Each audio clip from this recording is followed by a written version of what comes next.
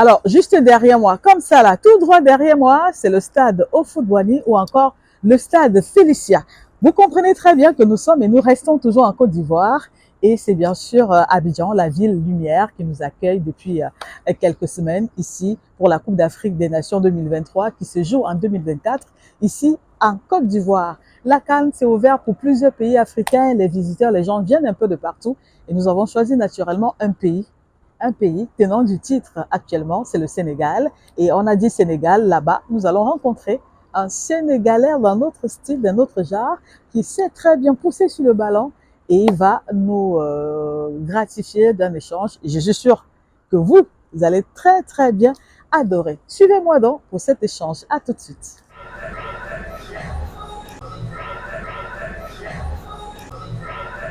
Bonsoir, Monsieur Diouf. Bonsoir. Mais chez nous, les internationaux resteront toujours des internationaux. C'est comme les généraux. Un général ne perdra jamais son titre de général. Ouais. Voilà, c'est pour ça qu'on gagne aujourd'hui. Ah, c'est très important de le savoir. Ailleurs, on le dit, mais au Sénégal, il reste footballeur. Alors, vous êtes venu encourager et soutenir certainement la jeunesse, la jeune pépite qui descendra justement dans la tanière dans quelques jours. Qu'est-ce que vous attendez de cette jeunesse-là? Je suis venu pour soutenir l'Afrique parce qu'aujourd'hui, c'est un événement africain. Et je crois que, en tant que quelqu'un qui a beaucoup fait pour le football africain, je me devais d'être ici en tant qu'ambassadeur du football africain et porteur de voix du football africain et surtout un soldat du football africain. Je dirais que je suis là pour soutenir tous les Africains, mais c'est vrai que je suis l'ambassadeur de l'équipe du Sénégal. On est à Yamoussoukro, on est arrivé il y a 2 jours pour défendre notre titre et je crois qu'on est sur la bonne voie. Et j'invite les amateurs et les amoureux du football à venir nombreux dans les stades. Est-ce qu'il vous est déjà arrivé d'avoir un entretien avec cette jeune pépite-là qui va descendre sur le terrain? Je les ai amenés ici. Je suis dans le staff de l'équipe du Sénégal. Je suis venu ici pour l'ouverture de cette CAN. Et je crois que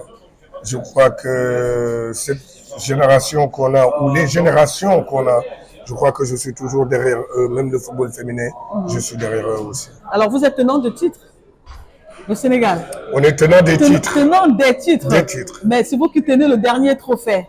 Vous pensez le maintenir? Bien sûr, on a la meilleure équipe africaine. On a les jeunes qui font rêver. Et je crois qu'aujourd'hui, cette équipe-là, elle est même encore meilleure que l'équipe de 2022 qui avait gagné la Coupe au Cameroun.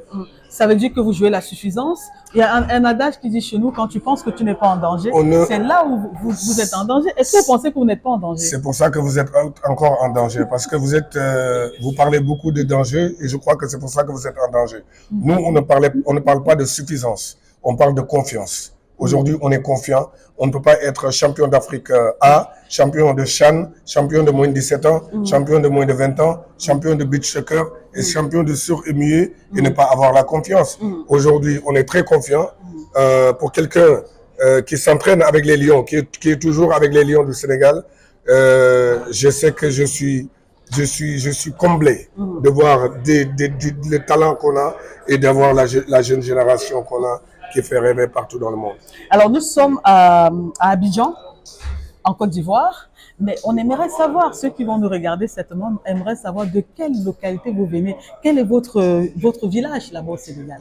Vous êtes né où? Je suis né à Dakar et j'ai grandi à Saint-Louis. Et je suis né à Dakar, j'ai grandi à Saint-Louis. Et moi, le plus important aujourd'hui, je parle de la personne de El Diouf, je ne parle pas quand El Diouf était tout jeune, que personne ne le connaissait. Aujourd'hui, je suis l'enfant de tout le monde. Au Sénégal, j'ai que des papas, j'ai que des mamans, j'ai que des frères, j'ai que des sœurs. On est tous une famille. Parce que c'est ma statut aujourd'hui qui me le doit. Et ce que j'ai à dire, c'est que je suis un Sénégalais, fier d'être un Sénégalais, fier de venir de ce pays-là et d'être un enfant d'un pays aussi extraordinaire. Et après ça, je suis un Africain, fier d'être Africain, parce que quand j'étais footballeur, je pouvais jouer pour la France ou bien je pouvais jouer pour n'importe quelle équipe au monde. Mais j'ai choisi mon Sénégal natal et je crois que je ne l'ai pas regretté. Je suis un Africain. Vive l'Afrique, vive le football. Et je demande à tous les Africains d'être aujourd'hui derrière la Côte d'Ivoire pour que cette compétition-là, on la réussisse. Parce que le réussir, c'est aujourd'hui Réussir cette compétition-là, c'est aujourd'hui dire bravo à l'Afrique et merci à la Côte d'Ivoire de l'accueil chaleureux qu'ils nous ont réservé. Et je crois que la Coupe d'Afrique est déjà réussie, mais on le réussit si chacun s'y met son sien. Et je crois que c'est ça la beauté de l'Afrique. Alors, justement pour rester avec vous, est-ce que vous avez eu la chance ou bien la malchance? Il y en a qui n'ont pas eu la chance que vous avez eue. Ça veut dire que quand ils étaient tout petits, les parents ne croyaient pas à ce beau métier qu'est le football. Est-ce que vous avez été persécuté par vos parents? Bien sûr, alors comme vous avez tout, eu la bénédiction? parce que c'était un problème de génération. Notre génération, quand on était plus jeune, les parents voulaient qu'on fasse des études et que c'était ça qui était à la mode. Aujourd'hui, tout le monde veut que leurs enfants jouent au football. C'est ça qui est à la mode, ou d'être musicien, artiste, donc, ou de jouer des films. Et c'est ça qui est à la mode aujourd'hui. Maintenant, ce que je dis, c'est que les parents en Afrique, je leur demande de laisser les gens choisir leur métier, de faire ce qu'ils ont envie de faire et de réussir. Quand j'étais jeune, mes parents ne voulaient pas que je joue au foot. Ils voulaient que je fasse des études de haut niveau. Et ma voie était déjà tracée par le bon Dieu, c'était de jouer au football. J'étais un génie je suis un génie du ballon rond. Et je crois que le plus important aujourd'hui, c'est que j'ai à dire aux parents africains, même de laisser les femmes, les filles, les petites filles, quand ils ont envie de jouer au football, d'aller jouer au football parce que c'est un métier. Est-ce que ça dit qu'on ne va pas les laisser aller à l'école? Non, on parle de sport-études. Oui. En tout cas, chez nous, au Sénégal, quand on parle de football, on parle de sport-études. Aujourd'hui, un jeune qui n'est pas bon à l'école, on ne peut pas lui dire d'aller jouer au football parce qu'il n'a rien à faire, là-bas, parce qu'il faudra une tête pleine d'abord pour jouer au football. Parce qu'il n'y a pas seulement le terrain, il y a ce qu'on appelle après-terrain, les interviews, une personne intelligente qui sait gérer son argent, qui sait gérer ses biens. Et je crois que c'est pour ça qu'on joue au football, c'est pas seulement le terrain. Parce qu'un joueur d'abord, de nos jours, il faut qu'il soit très intelligent. Alors chez nous les Africains, on dit qu'on est les Bantous. Forcément, un monsieur comme vous a connu de l'amour. Le métier que vous avez choisi de faire, ça vous permet de rencontrer plein de belles femmes. Aujourd'hui, est-ce que on peut se permettre de demander comment va madame ou les enfants? Madame va bien, j'ai été un jeune, j'ai joué dans ma vie. J'étais très jeune quand j'ai signé un contrat professionnel à 16 ans à Sochaux. Mais je dirais qu'il faut que jeunesse se fasse aussi. Maintenant, après, il y a autre chose. La vie est faite de 3 étapes. La jeunesse, la jeunesse d'abord. Et après, il faut commencer à réfléchir et de penser à son avenir. Et je crois qu'aujourd'hui, on est devenu, après de penser à son avenir, on devient des responsables. Et aujourd'hui, on est là, on est des responsables, on est là pour accompagner la jeunesse et surtout d'accompagner notre jeunesse africaine. Et on a les enfants. Est-ce que si l'un de vos fils arrivait à vous demander, papa, je veux jouer au football, quel serait Il choisira de jouer au football, mais chaque chose a son étape. Mon fils doit déjà aller à l'école, apprendre, et après, plus tard, il choisira ce qu'il a envie de faire, comme ma fille, pareil aussi. Et c'est des gens libres et libérés. Et tout ce que je leur demande aujourd'hui, ils sont jeunes, c'est d'aller à l'école et d'être instruits. D'être instruits, et après, d'être cultivés, et après, de prendre leur vie en main. Les parents chez nous en Afrique orientent souvent les enfants. Est-ce que vous pourrez orienter votre enfant vers le football? Non, jamais. Mon enfant fera ce qu'il a envie de faire quand il sera majeur et vacciné. Et s'il vient dire, papa, je veux être footballeur comme toi? Il choisira sa route et je lui dirai bonne chance et essaye d'être meilleur que ton papa. Alors, ça nourrit son nom, le métier de footballeur. Ça permet d'avoir quoi? Beaucoup de femmes. Non. Ça permet d'attirer les regards des femmes. Ça permet, ça ouvre les... Que ce soit footballeur, musicien, ces métiers-là, ils font rêver pour une seule... C'est des métiers qui font rêver. C'est normal. C'est des métiers qui font rêver. Ça restera un métier, mais aujourd'hui, on est plus qu'un responsable que d'une personne qui fait rêver. Voilà. Alors, le meilleur moment que vous avez eu à passer dans cette carrière de footballeur, c'était lequel? C'est de prendre du plaisir. Moi, c'est le plaisir avant tout. Dans le stade, à la maison, dans la famille? C'est de prendre du plaisir dans ma vie en général. Le football, pour moi, c'était un métier. Je l'ai pratiqué, je l'ai fait, j'ai pris beaucoup de bonheur, j'en ai donné beaucoup de plaisir.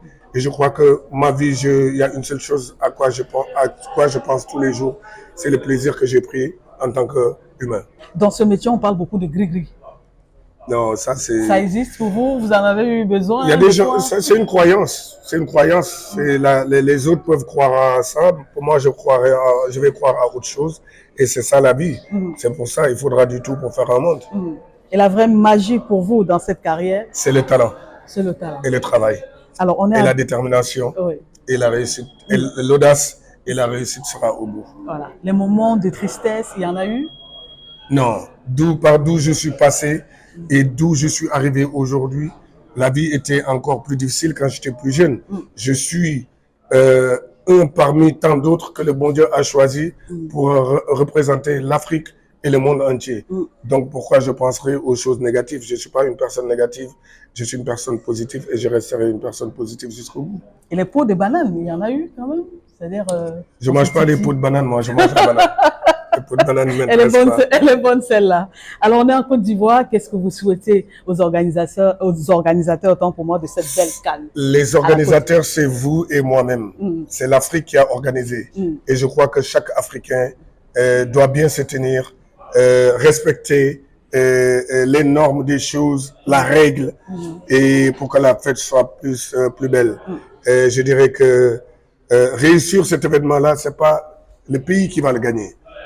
Le pays qui va le gagner, il y aura un seul pays qui va le gagner et j'espère que ce sera encore le Sénégal.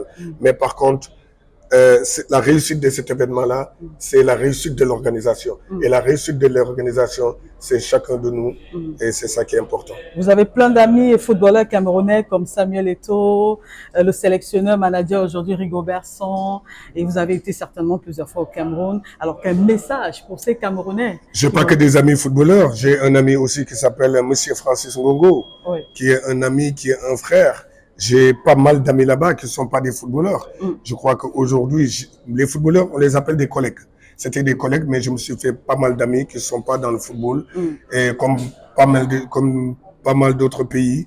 Mais je crois que ce que j'ai dit dès le début, je suis un enfant africain, je suis un fils africain, et je resterai toujours un fils africain. Qu'est-ce que vous avez mangé depuis que vous êtes là, ici à Abidjan? Je ne suis pas dépaysé ici à Abidjan parce que je viens souvent ici. Je suis chez moi, comme au Cameroun, comme au Gabon, comme en Guinée. Et je peux manger du tchèp ici comme je peux manger autre chose. Il y a aussi le gaba ici, il y a la sauce graine, il y a la tchéké. Qu'est-ce que vous aimez le plus ici? J'aime tout. Je ne suis pas quelqu'un de difficile. La sauce graine. Je ne suis pas quelqu'un de difficile. Je mange tout. Machallah, que je ne suis pas... Merci au bon Dieu, je suis allergique à rien. On voit d'autres venir avec les mains et les nourritures dans les valises, dans les sacs. C'est le cas pour vous? C'est parce qu'ils ne sont jamais venus à Abidjan, c'est pour ça. Ni en Côte d'Ivoire. Mais je crois qu'aujourd'hui, on n'a pas besoin d'amener le manger ici parce qu'il y en a à gogo. Comment on dit merci en votre langue maternelle? Djenedjef. Voilà. Merci beaucoup. Djenedjef. Merci. Et voilà, je vous l'ai dit, on devait passer un excellent moment et vous savez, les bonnes choses ne durent jamais. Ce sont des moments hyper courts, des moments consistants, mais agréables à vivre. Alors, Diouf, on vous dit merci, tout comme à vous, très chers téléspectateurs, d'avoir été des nôtres, de nous avoir suivis. On demeure toujours ici à Abidjan, envoyé spéciaux pour cette CAN 2023 qui se joue en 2024 ici à Abidjan. Nous sommes Cédric Chouna et moi, Esther Maël. À très bientôt!